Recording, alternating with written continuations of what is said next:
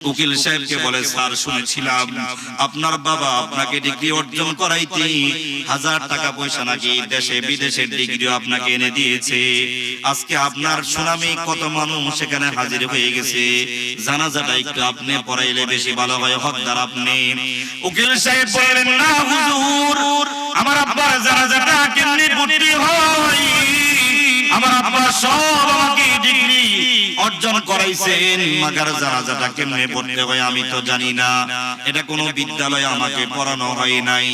সুতরাং আপনি যেহেতু আমাদের মহল্লার ইমাম, আপনি আমাদের বাদশা, আপনি জানাজাটা পড়ান। ঠিক ইমাম সাহেব নিজে বলেছেন, তার রিকোয়েস্ট মেনে তিনি তার বাবার লাশের সামনে দাঁড়িয়ে গেছেন। ইমাম সাহেবের বরাবর উকিল সাহেব পিছনের কাতারে দাঁড়িয়ে গেলেন। 4 তাকবীরে জানাজার নামাজ দেখেন না, মাসুম বাচ্চা শিশু, ও এখনো গুনাহ কি জিনিস বুঝে না, কথা বলেন ঠিক না বেঠিক? কিন্তু কি করে এতগুলি আলেমের সামনে এই বাচ্চাটা জানাজা প্র্যাকটিক্যাল দেখাইছে।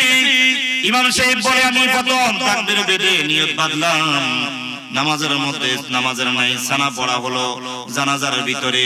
দ্বিতীয় তাকবীরে পরে দুরূদ শরীফ পড়া হলো। তৃতীয় তাকবীর জোর আওয়াজে বললেন।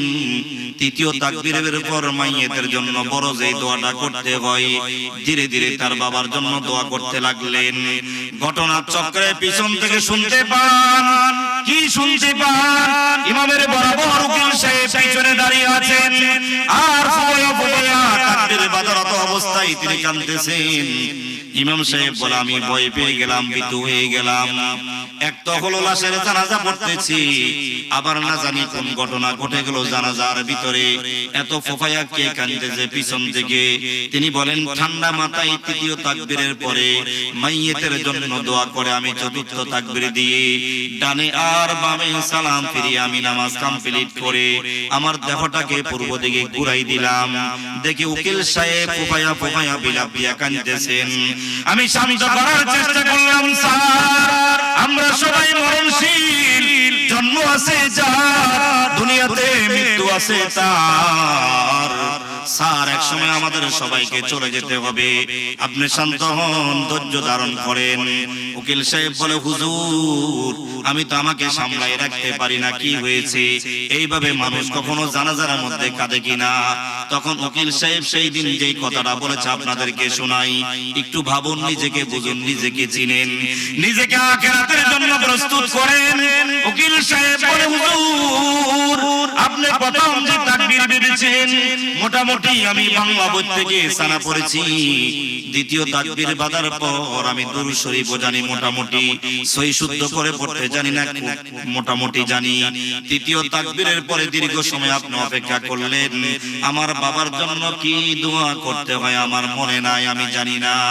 আমি বারবার চেষ্টা করলাম, যেই বাবার অবদান আমি এত কিছু করলাম, সেই বাবা আজকে আমাকে ছেড়ে চলে যাচ্ছে, বাবাকে শেষবারের মতো দোয়া দিতে পারতেছি না। হঠাৎ আমার জানাজা ঘুরে গেছি, আমার আব্বা বাংলাদেশের লেখাপড়া আমাকে শেষ করাইলেন, বিদেশের মাটিতেও তিনি পাঠাই দিয়ে ডিগ্রি অর্জন করাইলেন।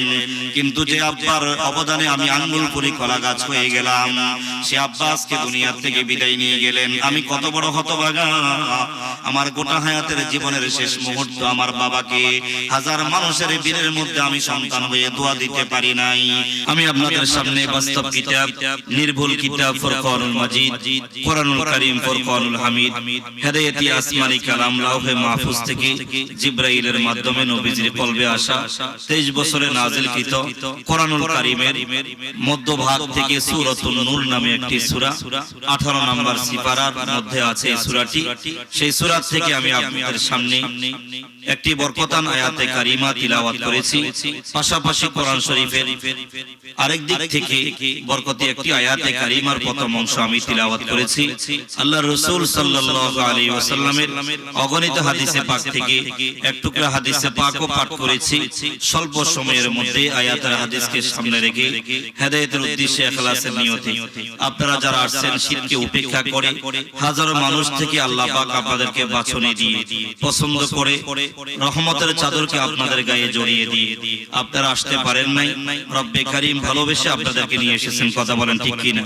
ধৈর্যের পরিচয় দিয়ে আখেরি মুনাজাত পর্যন্ত উলামায়ে কেরামদের পাক জবান থেকে কোরআন সুন্নাহর আলোকে কথাগুলোকে শ্রবণ করা, বাস্তবিক জীবনে আমল করে ঈমান ও আমল নিয়ে আমরা কবরে গিয়ে রব্বে কারীমের সাথে মোলাকাত হয়ে জান্নাতের বাসিন্দা হতে পারি, সেই তৌফিক দান করেন, আমিন বলেন।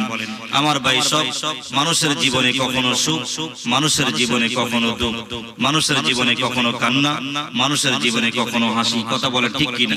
কখনো ব্যবসা লাভবান, কখনো একই মানুষটা ব্যবসা ক্ষতিগ্রস্ত, কখনো বর্ষাকাল, কখনো হিমন্তকাল, কখনো আবার রোদ। এক এক সময় এক একটা সময় চলে আসে। সুখ আর দুঃখের মাধ্যমে রব্বে কারীম তামাম পৃথিবীকে সাজাইলেন। কথা বলেন ঠিক কিনা? যেই ব্যক্তি প্রতি 3 বেলা দামি দামি মাছের গোশত, দামি দামি মাছ দিয়ে খানা খায়, তার জন্য দিন আর রাত চলে যায়। যেই ব্যক্তি এক বেলা খাবার জোগাইলে আরেক বেলা খাবার জোগাইতে পারে না, তার জন্য দিন এবং রাত চলে যায়। কথা বলেন ঠিক কিনা? সুখ আর দুঃখের মাধ্যমে রব্বে কারীম তামাম পৃথিবীকে সাজাইলেন। অনুরূপ ভাবে প্রত্যেকটা মানুষের জন্য আরশে আজিমের মালিক আল্লাহ পাক প্রত্যেকটা মানুষ, ছোট গরিব, ছোট বড়, ধনী শিক্ষিত গরিব, যত শ্রেণীর মানুষ আছে সকলের জন্য রব্বে কারীম দুইটা জিনিসও পরকালে বানাই রেখে দিয়েছেন। কবি সুখ হাই কবি দুঃখ হাই, একই কা নামে দুনিয়া হাই। কবি সুখ হাই কবি দুঃখ হাই, একই কা নামে দুনিয়া হাই। अभी किया था अभी किया है, एक ही दुनिया बदलती है। अभी किया था अभी किया है, एक ही दुनिया बदलती है। কবি বলেন, মানুষের জীবনে কখনো সুখ, মানুষের জীবনে কখনো দুঃখ, কখনো কান্না, কখনো হাসি, কখনো ব্যবসা লাভবান, আবার কখনো ব্যবসা ক্ষতিগ্রস্ত, কখনো সন্তান দুনিয়াতে জন্ম নেয়, মা বাবার চেহারার মধ্যে আনন্দের ছাপ। কথা বলেন ঠিক কিনা? একই সন্তান কিছুক্ষণ পরে দুনিয়া থেকে মৃত্যুবরণ করলে মা বাবার চোখের কোটায় পানির চিহ্ন দেখা যায়। কখনো ব্যবসা লাভবান হইলে মানুষের চেহারার মধ্যে আনন্দের ছাপ দেখা যায়, আবার কখনো ব্যবসা ক্ষতিগ্রস্ত হয়ে গেলে একই লোকটার ফেজের মধ্যে চোখের কোটায় পানির চিহ্ন পাওয়া যায়। কথা বলেন ঠিক কিনা? কখনো সুখ, কখনো দুঃখ, কখনো কান্না, কখনো হাসি। রব জানায়া দেন পরকালীন জীবনে প্রত্যেকটা মানুষের জন্য আমি দুইটা জিনিস বানাই রেখে দিয়েছি। বলেন কয়টা? ফারিকুম ফিল জান্নাহ ওয়া ফারিকুম ফিস সাঈর। আল্লাহু আকবার বলেন। একটা হলো জান্নাত, আরেকটা হলো জাহান্নাম।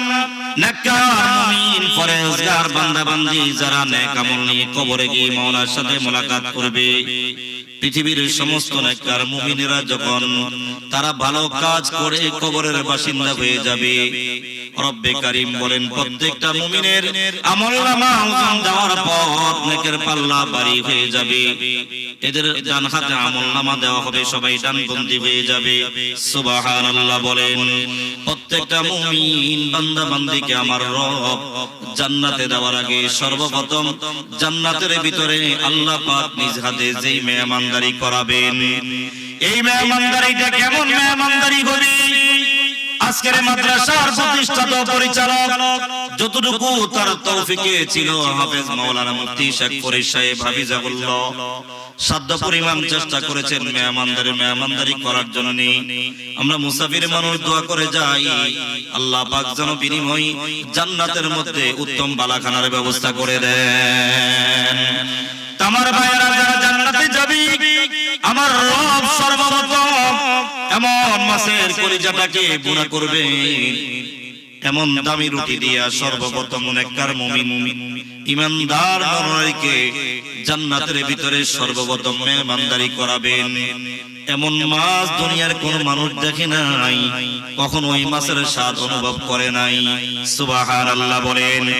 এই দামি মাছের কলিজাটাকে আমার রব বুনা করে আর দামি রুটি বাংলাদেশে বড় বড় হোটেল আছে, হোটেল রেস্টুরেন্ট আছে, কোন কোন হোটেলে এক একটা রুটির দাম 500 টাকার উপরে, কথা বলেন ঠিক কিনা? যেগুলা মুখে দিলে মিলে যায়, আমার রব সেই দিন জান্নাতি বান্দা বান্দীদেরকে এমন রুটি ও মাছের কলিজাটাকে ভুনা করে মেহমানদারি করাবেন। আয় আল্লাহ, হাসরের ময়দানে ওই জান্নাতীর কাফেলায় আপনি আমাদেরকে কবুল করে নেন, বলেন আমিন। কারা কারা খাইতে রাজি আছেন দেখি, দুই হাত উঁচু করেন, নাড়াচাড়া দেন, নারে তাকবীর, নারে তাকবীর। আয় আল্লাহ, কাল কিয়ামতের দিন ময়দানে মাশরে যাদেরকে আপনি জান্নাত দিয়ে মেহমানদারি করাবেন, আমরা যারা জান্নাতি পরিবেশে আসলাম ওলামাদের সোহবতে, সেই দিন আমাদেরকে কবুল করে নেন, বলেন আমিন। আমার ভাইয়েরা, পরকালীন জীবনে আমার রব দুইটা জিনিস বানাই রেখে দিয়েছেন, একটা হলো জান্নাত, আরেকটা হলো জাহান্নাম। বেশ কম হলো জান্নাতীরা যখন জান্নাতের মধ্যে ঢুকবে, এক একটা জান্নাতি নর নারীদের চোখের দৃষ্টি পাওয়ার যতটুকু পর্যন্ত যাবে, চোখের দৃষ্টি যত দূর পর্যন্ত যাবে, তত দূর পর্যন্ত প্রত্যেকটা জান্নাতি মুমিন বান্দা বান্দি তাদের চোখের সামনে ভালো নাজ নেয়ামত দেখতে পাবে। সুবহানাল্লাহ বলেন।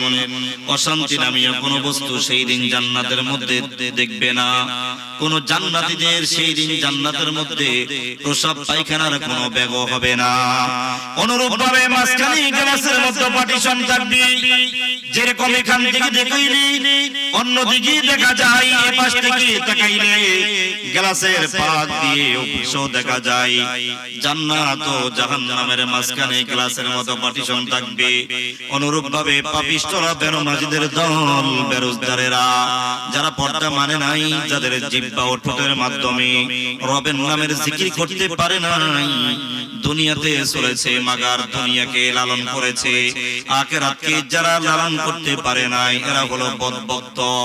জাহান্নামীরা যখন জাহান্নামে যাবে, চোখের দৃষ্টি যত দূর পর্যন্ত যাবে, তত দূর পর্যন্ত শুধু অশান্তি নামীয় বস্তু দেখতে পাবে। নাউজুবিল্লাহ বলেন। অশান্তি ছাড়া আর কিছু দেখবে না।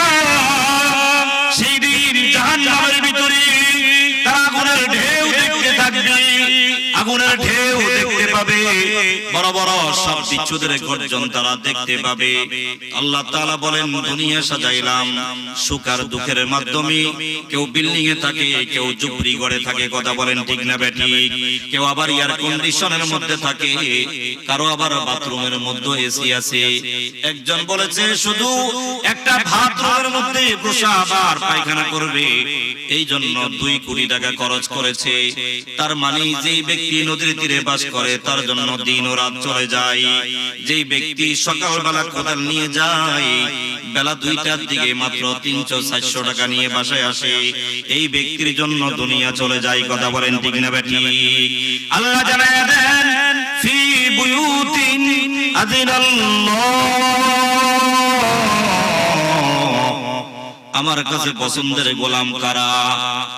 আমরা মনে করি সমাজের মধ্যে যার একটা বাড়ি আছে, সমাজের ভিতরে যার সবচেয়ে বেশি টাকা আছে, যার ডাকে হাজার মানুষ সাড়া দেয়, যেই লোকটার চেহারা সুন্দর, যেই লোকটার ঘরের মধ্যে ঢুকলে চোখ পলকের মতো চোখটা শীতল ঠান্ডা হয়ে যায়, আমরা মনে করি যে এই লোকটা বাজার থেকে বড় পোটলা নিয়ে আসে, লোকটা মনে হয় যেন বেশি দামি, কথা বলেন ঠিক না বেঠিক? না না না, আল্লাহ সূরা নূরের মধ্যে জানায়া দেন, আমার কাছে দামি গোলাম হলো তারা যাদের ঠোঁট আর জিহ্বার মাধ্যমে আমি আরশে আজিমের মালিকের নামে জিকির, হাঁটার সময়ও তারা আমাকে ডাকে, বসার সময়ও তারা আমাকে ডাকে, শোয়ার সময় যারা আমাকে ডাকে, না কার কপালটাকে জমিনের মধ্যে লাগায়া আমি আরশে আজিমের মালিকের ডাকি। আল্লাহ পাক কোরআন হাকিমের মধ্যে জানায়া দেন, এদের যদি ঘর দুরা নাও থাকে, বাংলা চূড়া যদি ঘর হয়, জিহ্বা ও ঠোঁটের মাধ্যমে আমি রব্বে কারিমের নামের জিকির দুনিয়াতে চলে, আর অন্তরটা হলো আখিরাতের ফিকির। সুবহানাল্লাহ। আল্লাহ জানায়া দেন, আন তুরফা ওয়া ইউযকারা ফীহা ইসমু, এই মানুষগুলি আমার কাছে দামি মানুষ। সুবহানাল্লাহ বলেন। এই মানুষগুলো আমার কাছে সিল মারা দামি মানুষ। আমরা মনে করি যে লোকটা সকাল সন্ধ্যা মানুষকে হাসাইতে পারে, যে বেশি কথা বলে, যে লোকটা বেশি গুনাহ করে সে চালাক, সে হলো দুনিয়াতে দামি মানুষ। না না, দামি মানুষ হলো ওই ঘর, দামি মানুষ হলো ওই ঘরের মানুষগুলি। যেই লোকটা দুনিয়াতে চলে নজর দুনিয়াতে না, দুনিয়াতে চলে ঠিক, নজর হলো আখিরাতে। আল্লাহু আকবার বলেন। তাহলে দামি মানুষ কারা আসেন একটা একটা করে জেনে নেই। সাইয়্যিদিনা হযরত আবু বকর, তিনি দামি মানুষ ছিলেন, টাকা পয়সা এক সময় কম ছিল না। আল্লাহ নবীর প্রেম ও ভালোবাসার মধ্যে ডুব দিয়ে আখিরাতের ধান্দায় সাইয়্যিদিনা আবু বকর জান্নাতে যাওয়ার মানুষের সব খরচ করে দিয়েছেন। সুবহানাল্লাহ বলেন। সাইয়্যিদিনা উমর, যে উমর তেমন একজন উমর ছিল, যে উমর ইসলাম গ্রহণ করার আগে এমন একজন বলওয়ান ছিল, যে উমর আবু জাহলের পুরস্কার পাওয়ার জন্য পৃথিবীর মহামানব যার স্থান আল্লাহ তাআলা রেখে দিয়েছেন, আল্লাহর পরের স্থান। সুবহানাল্লাহ বলেন। সাইয়্যিদিনা উমরের কোনো দাম ছিল না। তো সাইয়্যিদিনা উমর যখন কালেমার মালাকে গলার মধ্যে ঝুলাইছেন, তো আখিরাতের ফিকির করার কারণে আল্লাহ তাআলা কত দামি বানাই দিয়েছেন, এত দামি বানাইছেন। সাইয়্যিদিনা উমর যেই রাস্তা দিয়ে হেঁটে যান, গর্তের পিপিলিকা পর্যন্ত গর্তের মধ্যে লুকিয়ে যায়। আল্লাহু আকবার বলেন। এই জামানাতে আপনাদের কারো যদি ছেলে মেয়েরা, শয়তান যদি রাত্রে বেলা অনেক সময় বড় ছেলে মেয়েদেরকে প্রসাব করায়া দেয় বিছানার ভিতরে, কথা বলেন ঠিক না বেঠিক? অনেক সময় তারা এটাকে প্রসাবখানা মনে করি বিছানাতে প্রসাব করে দেয়। কেউ যদি এখনো পর্যন্ত সাইয়্যিদিনা হযরত ওমরের নাম ডান হাতের শাহাদাত আঙ্গুলের মাধ্যমে বুকের উপরে হযরত ওমরের নাম আর নাবির উপরে হযরত আলীর নামটা যদি কোন বাচ্চা ও মেয়ে ছেলের বুকের মধ্যে নাবির মধ্যে লিখে দেয়, আল্লাহর কসম ওই দিন রাতে শয়তান ওই ছেলে মেয়েকে বিছানার মধ্যে প্রসাব করাইতে পারবে না। আল্লাহু আকবার বলেন। আমার ভাইরা কত দামি হয়েছে না আখিরাতের ফিকির করার কারণে চলেছেন দুনিয়াতে, নজর হলো দুনিয়াতে না, থেকেছেন বিচারের এজলাসে, থেকেছেন বিচারের চেয়ারে, নজর ছিল আখিরাতে। হযরত বেলাল একজন কালো মানুষ ছিলেন, কোনো দাম ছিল না। মক্কা মদিনার রাস্তা দিয়ে যাইলি ওই মদিনার কাফেররা ডাকতো, দেখো গোলামের বাচ্চা গোলাম যায়। মনে কোনো ব্যথা ছিল না, তাকে গোলাম বলতো, তার বাবাকে গোলাম বলতো। আপনার আমার ছেলেকে কেউ যদি আগামীকাল এলাকার কোন বাজারে যদি অথবা রাস্তার মধ্যে যদি গাদার বাচ্চা বলে, গাদা কেন বললো, গাদার বাচ্চা কেন বললো, যদি 10 দিন প্রয়োজন হয় এই গাদার প্রতিশোধ নেওয়ার জন্য বহুত পরিবার তৈয়ার থাকে, ঠিক না বেটি? আর যদি বলে একটা বাঘের বাচ্চা, বাঘ তুই একটা বেটা, তোর মতো আরো কয়েকটা বাঘের বাচ্চা গ্রামে থাকা দরকার। তাহলে যদি দোকানে দেখা হয় দোকানদার সাহেব একটা বাঘের বাচ্চা আসছে, ওর মতো আরো কয়েকটা বাঘের বাচ্চা এই সমাজে থাকা দরকার, তাহলে বলে যায় ওরে মিষ্টি দেন, দধি দেন, ওরে রুটি দেন, কলা দেন, কথা বলেন ঠিক না বেটি? অথচ যোগ বিয়োগ মিলাইলে দেখা যায় গাধাটাও প্রাণী, বাঘটাও প্রাণী, ঠিক না বেটি? তো সাইয়্যিদিনা বিলাল যখন রাস্তা দিয়ে হাঁটতেন তো কাফেররা বলতো, দেখো গোলামের বাচ্চা গোলাম যায়। সাইয়্যিদিনা বেলালের নাকের সেন্টার সোজা ছিল না, মুখের ঠোঁটগুলি আপনার আমার মতো সুন্দর ছিল না গো, মুখের ঠোঁটগুলি তার এরকম মোটা মোটা ছিল, কথা বলতে জিহ্বার মধ্যে লেগে যাইতো। পায়ের গোড়ালিগুলি কেমন ফাটা ছিল জানেননি? রেলগাড়ির চাক্কার রাস্তাগুলি যেরকম ফাঁকা, সাইয়্যিদিনা বিলালের পায়ের গোড়ালিগুলি ফাটা ফাটা ছিল। বেরঙ্গা মানুষ ছিলেন, হাফসি গোলাম, কিন্তু কত দামি হয়েছে জানেননি? ছোট জিহ্বার মাধ্যমে রবকে ডাকার কারণে। আর দুনিয়াতে চলেছেন, দুনিয়া নিয়ে ফিকির করে নাই, দুনিয়াতে চলেছেন অন্তরে হলো আখিরাতের ফিকির। তুমি আরাজের রাত্রিতে সরকারে দো আলম নবী জান্নাতের মধ্যে হাঁটতেছেন, গমন করতেছেন, আর বাহিরের থেকে কানের পর্দা মোবারকে সাইয়্যিদিনা বেলালের পায়ের আওয়াজ শুনতে পান। আল্লাহু আকবার বলেন। সেই কথাটা আল্লাহ জানিয়ে দেন, ফি বুয়ুতিন আন তুরফা ওয়া ইউযকারা ফীহা ইসমুহু ইউসাব্বিহু লাহু ফীহা বিল গুদুবি ওয়াল আসাল। পৃথিবীতে সব ঘর দামি ঘর না, আমরা কিছু কিছু ঘরে গেলে চোখ বলার মতো নয়। এটা কার বাড়ি রে? এটা আমাদের ইউনিয়নের চেয়ারম্যান সাহেবের বাড়ি, বলে কি বলে না? তার মানে দুনিয়ার মানুষের নজরে সুন্দর বাড়ি বানাইলে এটা মানুষের নজরে সুন্দর। আল্লাহ জানায় দেন না, সব ঘর আমার কাছে পছন্দের ঘর না। কোন ঘরটা আমার কাছে পছন্দের ঘর? যেই ঘরের স্বামীও নামাজ পড়ে, যেই ঘরের মহিলাও নামাজ পড়ে, যেই ঘরের ছেলে মেয়েগুলি নামাজ পড়ে, যেই ঘরের মধ্যে চোখের পানি আছে মুনাজাতে, যেই ঘরের মধ্যে কোরআন শরীফের তিলাওয়াত আছে, যেই ঘরের মধ্যে মানুষগুলি আল্লাহর নামের জিকির করে, যেই ঘরের গুলি মানুষের দুনিয়া চলে বটে, নজর হলো আখিরাতে, মিজানের পাল্লায় নজর, 30,000 পুলসিরাতের সাগর দিকে নজর। এটা যদি ভাঙা চোরা যুক্তি করো হয়, এটা যদি জীর্ণ শীর্ণ তাল পাতার ঘর হয়, এটা যদি নারকেল গাছের পাতার যদি ছাদ হয়, আল্লাহ জানিয়ে দেন ওই ঘরটা হলো আমার মাঝে সিল মারা দামি ঘর। আল্লাহু আকবার বলেন। আল্লাহ আমাদেরকে পছন্দের গোলাম হওয়ার তৌফিক দান করেন, আমিন বলেন।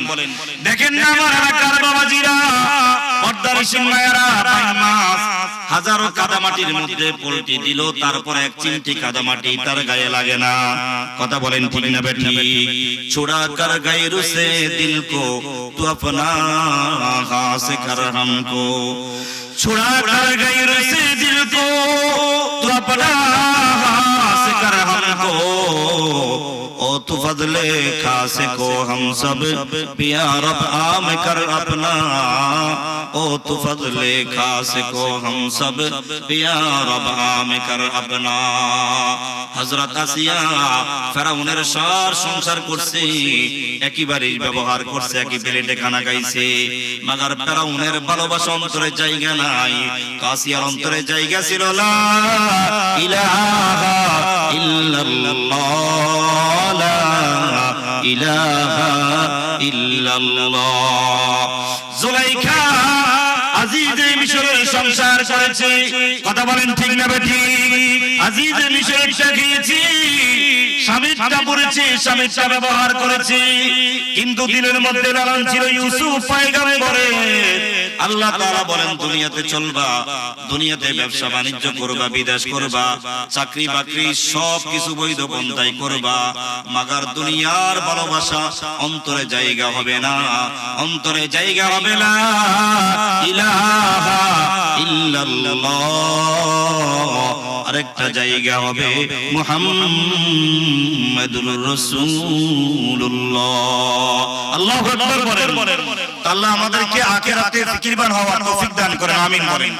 আরেক আয়াত পড়ছিলাম, আল্লাহ পাক জানায়া দেন আমি কাউকে ছেড়ে দেই, আমি আল্লাহ পাক কাউকে মেয়ে দেই। আল মালু ওয়াল বানুনা জিনাতুল হায়াতিদ দুনিয়া, মাল দৌলত সন্তানাদি এগুলো হলো দুনিয়ার সৌন্দর্য। কথা বলেন ঠিক কিনা? কাউকে আল্লাহ মাল দেন, কাউকে ছেলে সন্তান দেন না, আবার কাউকে ছেলে মেয়ে দেন, চালানের মতো তার টাকা পয়সাও নাই। কথা বলেন ঠিক না বেঠিক? এবার জোরে আওয়াজ দিয়ে বলেন ছেলে মেয়ে দেওয়ার মালিক কে? মুসলমানের আওয়াজে বলেন আপনাকে আমাকে ছেলে মেয়ে দেওয়ার মালিক কে? আবার আল্লাহ তাআলা কাউকে ছেলেও দেন না, কাউকে মেয়েও দেন না, আল্লাহ তাআলা বলেন কাউকে ছেলে মেয়ে দিলাম, কেউ সন্তানদেরকে নেককার বানাই, সুসন্তান বানাই।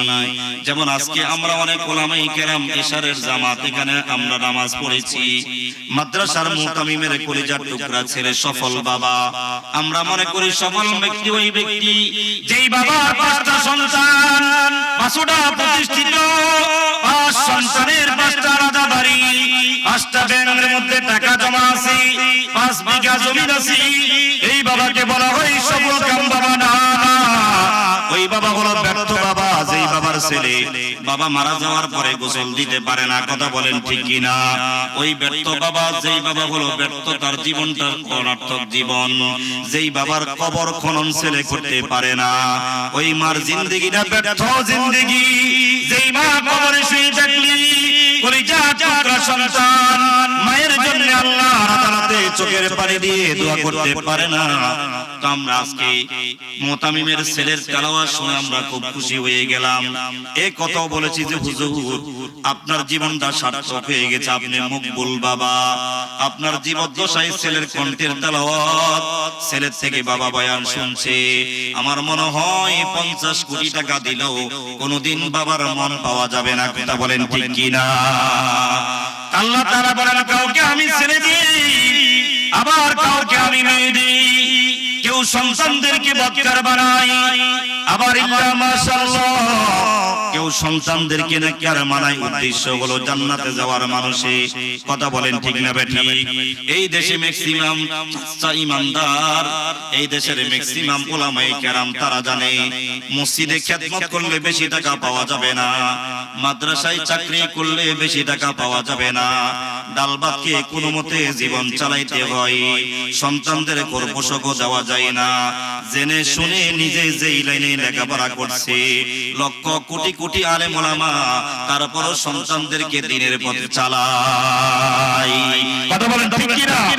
সেও জানে আমি যেরকম কষ্টে চলেছি, আমার কলিজার টুকরা ছেলেটাও একের প্রতীক বানাই দিলাম। উদ্দেশ্য হলো সন্তানের মাধ্যমে জান্নাতে যাওয়া। এজন্য হাদিসে পাকের মধ্যে নবী বলেন সন্তান দিলাম এদেরকে নেককার বানাও, ঈমানদার বানাও। উদ্দেশ্য হলো সন্তানের মাধ্যমে পিতামাতা জান্নাতে যাবে। আর কেউ বৎকার বানাই, উদ্দেশ্য হলো সন্তানের মাধ্যমে পিতামাতা দোজখে যাবে। ব্রাহ্মণবাড়ি একটা জেলা আছে বাংলাদেশী, ব্রাহ্মণবাড়ি একটা জেলা আছে বাংলাদেশী, আপনারা ছিলেন। কেউ বলে বিবাড়িয়া, কেউ বলে ব্রাহ্মণবাড়িয়া। ছোট্ট একটা চিত্র আপনাদের সামনে তুলে ধরি, দেখি বিবেকটা নাড়া দেয় কিনা। বাবা অত্যন্ত একজন পারদর্শী মানুষ ছিলেন। ছেলেটাকে ছোটবেলা থেকে কেজি স্কুলে পড়ান, এক সময় জেনারেল লাইনে পড়াইতে পড়াইতে বাবা বাড়ি বিটা পর্যন্ত তিনি মানুষের কাছে বন্ধক রেখেছেন। অবশেষে বাংলাদেশের লেখাপড়া শেষ, বিদেশে ডিগ্রি নেওয়ার জন্য সন্তানকেও বিদেশে পাঠাই দিয়েছেন। বিদেশ থেকে তার সন্তান ডিগ্রি নিয়ে আসছেন বাংলাদেশে। রাতারাতি আঙ্গুল ফুলে কলা গাছ হয়ে গেছে।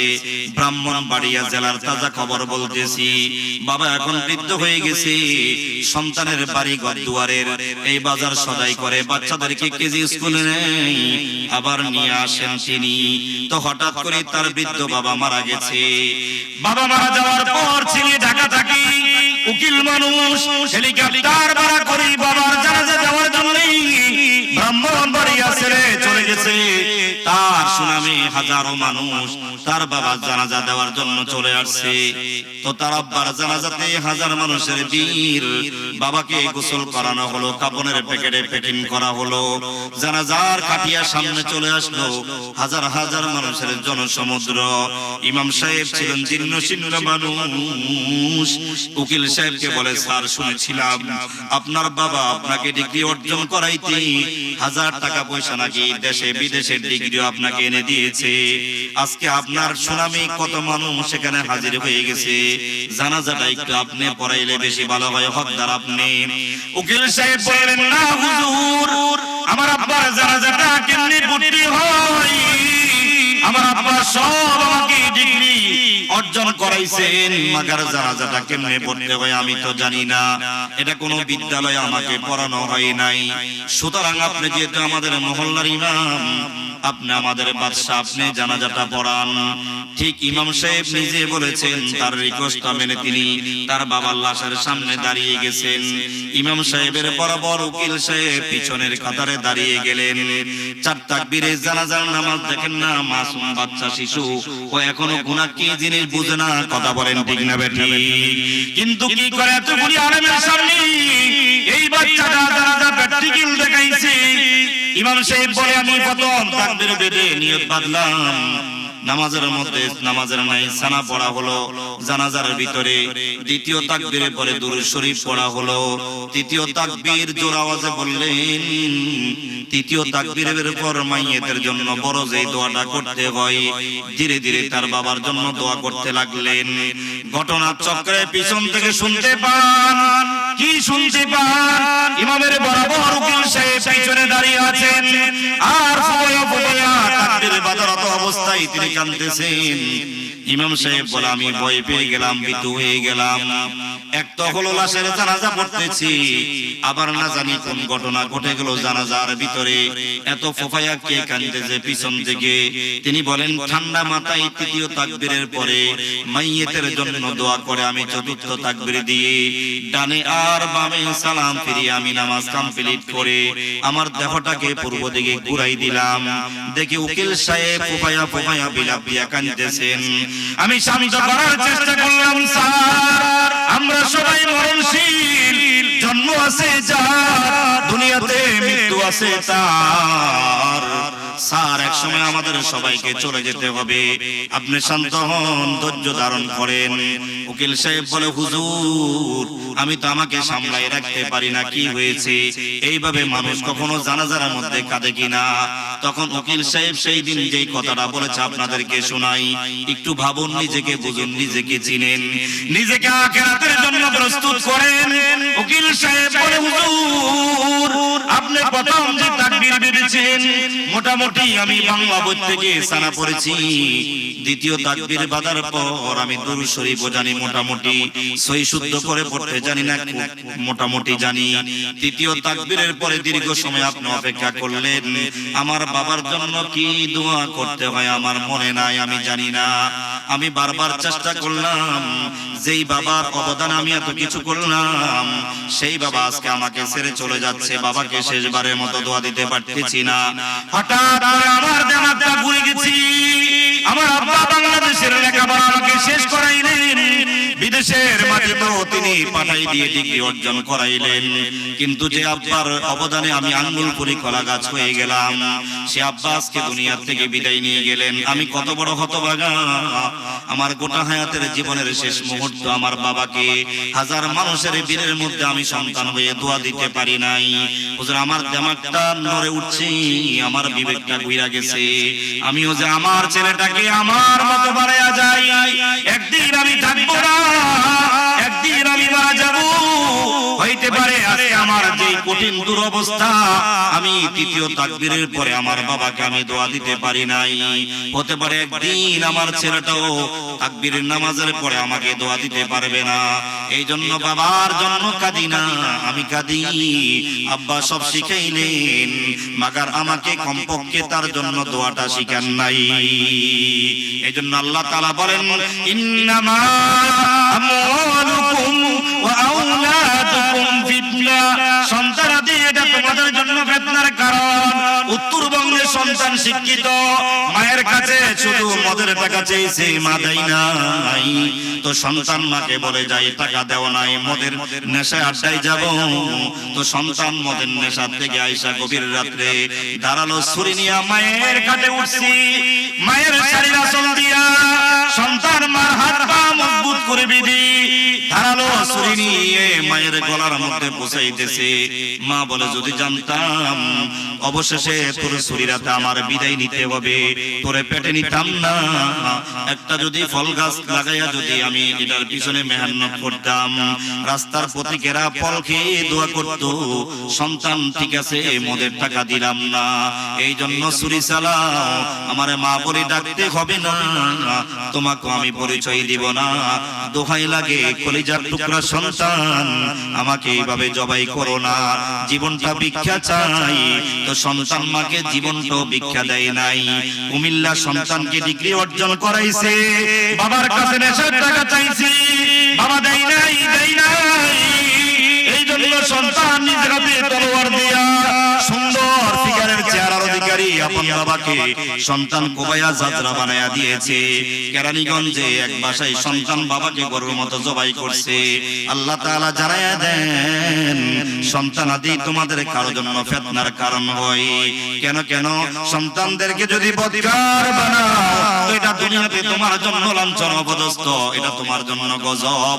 সন্তানদেরকে যদি নেককার বানাও, ইমানদার বানাও, তোমার জন্য দুনিয়াতে এটা তোমার জন্য কল্যাণকর, তোমার জন্য হবে শান্তিদায়ক। আর পরকালীন জীবনে কোটি বছর কবরে ঘুমায়া থাকবে, ওই সন্তান তোমার জন্য নাজাতের কারণ হবে। কথা বলেন ঠিক কিনা? এজন্য এই যে ছোট্ট একটা মেয়ে দেখেছেন, আসলে আমাকে আমি হারিয়ে ফেলেছি। আমার বিষয়বস্তু ছিল অন্যটা। এই বাচ্চাটার সূরা ইখলাস আর ইংলিশ এবং বাংলা দেখে আমি নিজে হতভম্ব হয়ে গেছি। আজকে 20 বছরের বাচ্চাদের কলেজে যাওয়ার সময় পায়ের জুতাটার সেই সুর ফিতাটা পর্যন্ত মা লাগিয়ে দেয়। কথা বলেন ঠিক কিনা? বাবা নিজে কম দামি জামা পরে ছেলেটার কলেজের ড্রেসটা দামি বানায়া দেয়। আজকে মাত্র কেবল মাত্র 5 বছরের এক কন্যা মেয়ে কিভাবে সূরা ইখলাস আপনাদের সামনে সে তেলাওয়াত করেছে। ওই মা ধন্য, যেই মা পেটে রেখেছেন, 2 বছর দুধ পান করাইছেন, যেই মা লালন করতেছেন। দোয়া করি আল্লাহ যেন এই মা আর বাবার দুনিয়া ও আখিরাতের জিন্দেগিকে উজ্জ্বলময় করে দেয়। আমিন বলেন। আমরা ছোটবেলায় স্কুলে পড়ছিলাম, হাট্টি মাটিম টিম তারা মাঠে পারে ডিম, তাদের কারা দুটি সিং, হাট্টি মাটিম টিম ওই দেখে চাই চাল গাছ, ওই আমাদের ঘা, ওখান থেকে বাস করে কানা বগির ছা, ওই বগি তুই খাস কি, পান্তা ভাত শাসনি, পান্তা আমি খাই না, পুঁটি মাছ পাই না, একটা যদি পাই এমনে দরি অমনে দরি গাপুস গুপুস খাই। কথা বলেন ঠিক কিনা?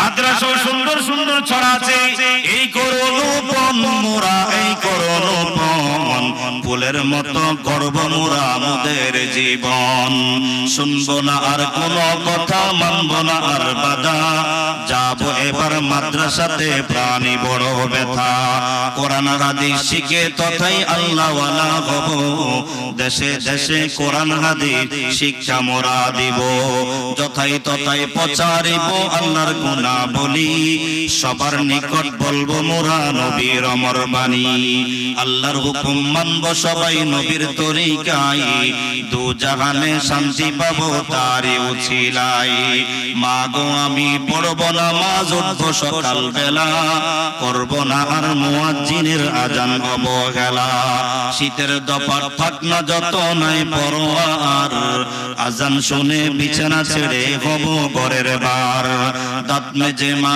করবো ওযু পাক পবিত্র হব, ধোয়া জামা কাপড় পরে মসজিদেতে যাব, মা গো তুমি আর করো না মানা, দেখো আমার সব হয়েছে জানা, ওযুর কটা ফরজ মা গো শুনতে যদি চাও, নিয়ত করার পদ্ধতিটা শুনিয়ে দেব তাও, আলহামদু কুল হুয়াল্লাহ সব করেছি শেষ, বলো না মা শোনাই কেমন বলবে তুমি বেশ, আলহামদুলিল্লাহ বলে।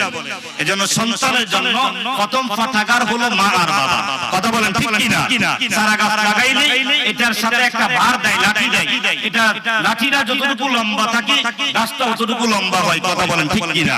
মা আর বাবা ছোটবেলায় সন্তানের জন্য প্রথম কেন্দ্র, পাঠাগার, শিক্ষা কেন্দ্র।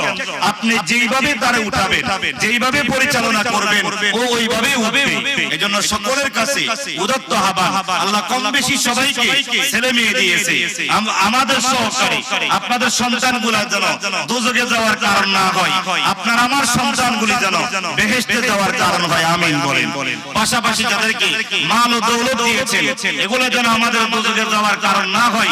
আল্লাহ পাকের নির্দেশিকা রাস্তায়, কখনো মসজিদে, কখনো মাদ্রাসায়, কখনো গোরস্থানে, কখনো ঈদগাহে, কখনো গরিব মিসকিন, কখনো অসহায়, কখনো লিল্লাহ ফান্ডে, কখনো এতিমখানায়, কখনো কোরআনের বাগানে, আল্লাহ পাকের নির্দেশিকা রাস্তায় আমাদের ঘাম যারা হালাল টাকাকে খরচ করে, এই টাকা খরচ করাটার মানুষও যেন আমাদের জান্নাতে যাওয়ার কারণ হয়, আমিন বলেন। নিজেকে চিনা, নিজেকে বুঝা, যেই ব্যক্তি নিজেকে চিনলো সেই ব্যক্তি সব চিনলো, যেই ব্যক্তি পৃথিবীর সব চিনলো নিজেকে চিনলো না, আসলে কিছু চিনলো না। আল্লাহ আমাদেরকে আখিরাতের ফিকিরবান হওয়ার তৌফিক দান করেন। আজকের মাহফিলকে কবুল করেন, উলামায়ে কেরামদেরকে কবুল করেন, মাদ্রাসার সকল জরুরতকে গায়বী খাজানা থেকে আল্লাহ ব্যবস্থা করেন, আমিন। ওয়া আখির দাওয়ানা আলহামদুলিল্লাহি রাব্বিল আলামিন। আসসালামু আলাইকুম ওয়া রাহমাতুল্লাহি ওয়া বারাকাতুহু।